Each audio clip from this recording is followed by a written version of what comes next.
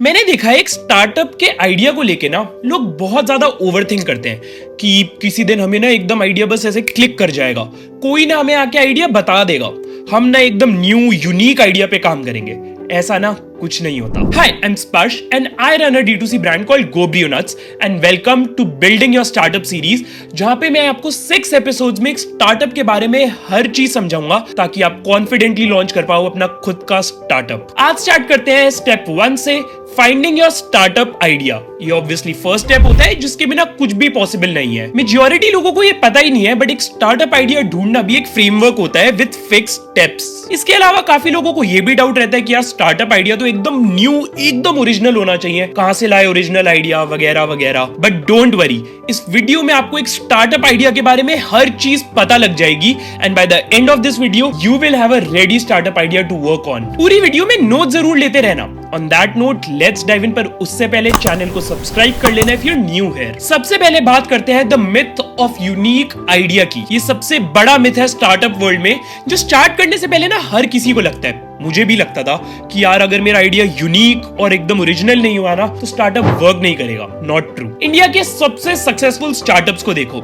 Ola inspired from Uber, Zomato inspired from OpenTable, Flipkart inspired from Amazon, Oyo Rooms inspired from Airbnb, Paytm inspired from Alipay, the list is endless। तो unique idea के पीछे भागना छोड़ो, inspiration ढूंढ के उस पे अपनी वैल्यू ऐड करनी है, जैसे इन सारी कंपनीज ने करा। इसको और सिंप्लीफाइड वे में समझाता हूँ। क्रिकेट में शॉट्स होते हैं, कवर ड्राइव, पुल शॉट, ये सारे शॉट्स तो हर बैट्समैन के लिए सेम होते हैं, बट इन शॉट से रिजल्ट सिर्फ उनको मिलते हैं जो उनको ग्राउंड पे बेटर एग्जीक्यूट कर पाते हैं। अगर सचिन तेंदुलकर कवर ड्राइव खेलते थे तो क्या विराट कोहली नहीं खेल सकते? उसके बाद क्या शुभमन गिल नहीं खेल सकता? ऑब्वियसली खेल सकते हैं सब लोग अपने अपने तरीके से, एज लॉन्ग एज वो शॉट उनको उनका डिजायर्ड रिजल्ट देगा। स्टार्टअप वर्ल्ड में भी ना सेम होता है। कोई भी बिजनेस उठा लो आज के टाइम पे, अगर वो सक्सेसफुल होगा तो उसी कैटेगरी में सेम टू सेम बिजनेस करते हुए और भी कंपनीज होंगी। सब लोग अपने अपने हिसाब से मार्केट में अच्छा कर रहे होंगे, बट उनकी कोर वैल्यू एकदम सेम होगी। Zomato and Swiggy, Blinkit and Zepto, Paytm and Google पे, ऐसे किसी में भी एग्जांपल देख सकते हो। तो इन शॉर्ट यूनिक से ज्यादा ये देखना है कि मार्केट में उसकी वैल्यू कितनी है, उसकी डिमांड कितनी है। चलो आगे बढ़ते हैं। अब बात करते हैं where do ideas come from. आप कहां से एक अच्छा आइडिया ढूंढ सकते हो? आइडियाज ना आसपास ही होते हैं, बस केयरफुली ये पता लगाना होता है कि उसका बिजनेस बन सकता है कि नहीं। इसके 3 प्रूवन सोर्सेज होते हैं। सबसे पहला और सबसे इफेक्टिव, पर्सनल पेन पॉइंट। जहां पे आपको प्रॉब्लम है ना, वहीं पे एक बिजनेस अपॉर्चुनिटी है। जैसे कि अगर मैं अपना एग्जांपल दूं तो मैंने अपने लाइफस्टाइल के हिसाब से 2 चीजें आइडेंटिफाई करी थी। पहला, मैं बचपन में देखता था घर पे ड्राई फ्रूट्स आते थे, लूज थैलियों में आते थे, क्वालिटी एश्योरेंस नहीं होती थी, कोई प्राइस पॉइंट फिक्स नहीं होते थे, मार्केट में कोई रिलायबल ब्रांड नहीं था। दूसरा, healthy snacks at affordable pricing. Market में उसके ज्यादा ऑप्शंस अवेलेबल नहीं थे मेरे एज ग्रुप के लिए। हेल्दी के नाम पे एक तो हिडन इंग्रेडिएंट्स थे, एंड फिर हेल्दी के नाम पे प्राइसिंग भी बहुत हाई होती थी। ये दोनों इन पॉइंट्स को मैंने कंबाइन करके अपना ब्रांड लॉन्च कर दिया। ऐसा ही कुछ अपनी लाइफ के हिसाब से, अपनी लाइफस्टाइल के हिसाब से, अपने रूटीन के हिसाब से आइडेंटिफाई कर सकते हो और उसको एक बिजनेस अपॉर्चुनिटी में कन्वर्ट कर सकते हो। देन सेकंड वे होता है मार्केट ट्रेंड्स एंड शिफ्ट्स का।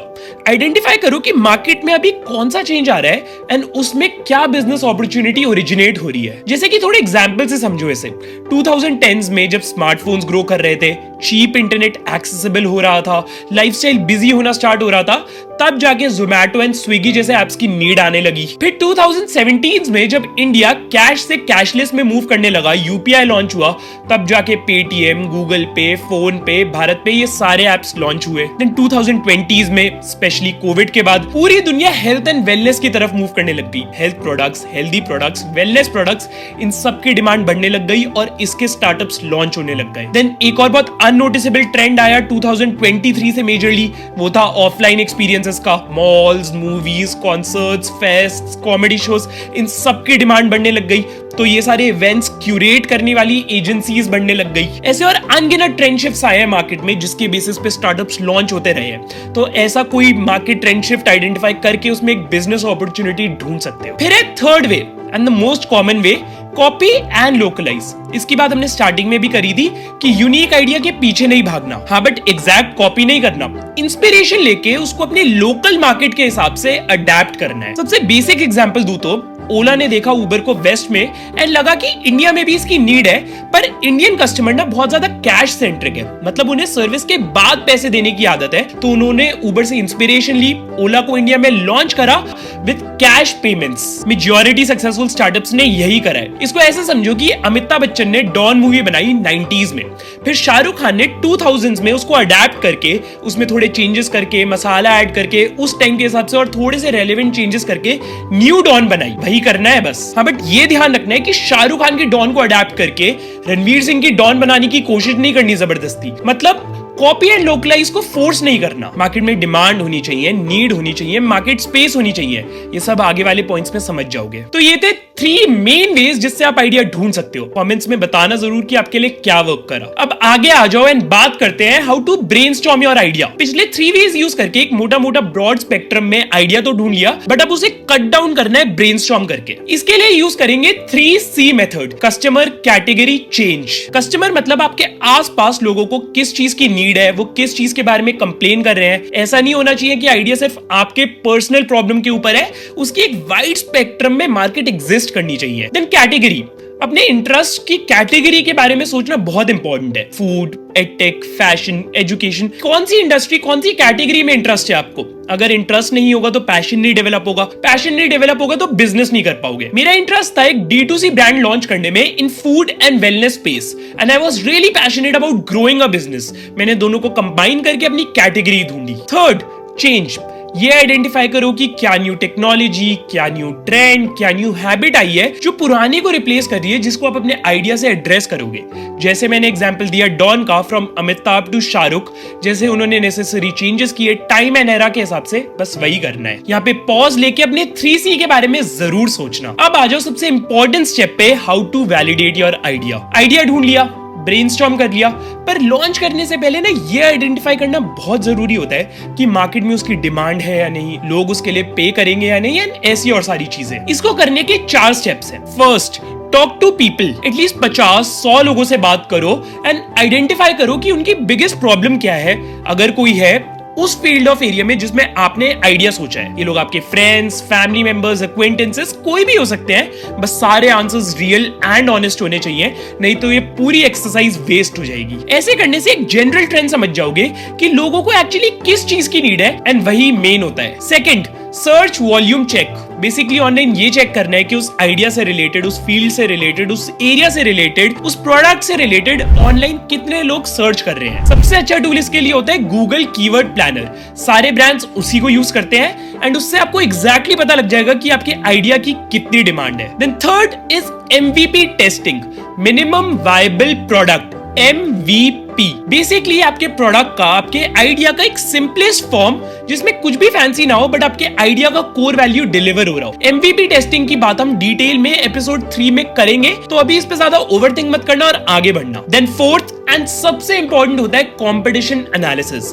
बेसिकली आपकी एरिया ऑफ फील्ड में जितने भी कंपेटिटर्स एग्जिस्ट करते हैं उनका एनालिसिस करना, उनकी स्ट्रेंथ्स, वीकनेसेस, सेल्स नंबर्स, हर चीज को डिटेल में एनालाइज करना है। आपके कंपटीशन के प्रोडक्ट्स एंड सर्विसेज के बारे में हर चीज आपको रटी होनी चाहिए बाय हार्ट। इससे आपको पता लगेगा कि मार्केट में ऑलरेडी क्या सेल हो रहा है, उसमें आप क्या बेटर कर सकते हो, क्या बेटर प्रोवाइड कर सकते हो। तो ये चारों स्टेप्स को यूज करके अपने आइडिया को वैलिडेट कर सकते हो। इस स्टेज पे अगर अपने आइडिया को वैलिडेट करने के लिए थोड़ा टाइम ज्यादा भी लगे तो लगा लेना, बट सिर्फ ऊपर ऊपर से मत करना। इसको हम और डिटेल में लेके जाएंगे अगले एपिसोड, अगले स्टेप पे, जहां पे हम अंडरस्टैंडिंग द मार्केट के बारे में डिटेल में बात करेंगे। इस पूरे प्रोसेस में जिसकी भी बात हमने इस वीडियो में करी, इसमें थोड़ी चीजें बता देता हूं जिनका ध्यान रखना। फीडबैक सिर्फ फ्रेंड्स, फैमिली मेंबर्स या वेल विशर्स से मत लेना। उसमें रैंडम लोग भी इंक्लूड होने चाहिए जिनका आपसे कोई लेना देना नहीं है, आपको एक अनबायस्ड ओपिनियन देंगे। फिर ये याद रखना कि your passion is not your idea. हाँ, आपके आइडिया में कहीं ना कहीं आपका पैशन इंक्लूड होना चाहिए, बट आइडिया टू पैशन ये वे लेना।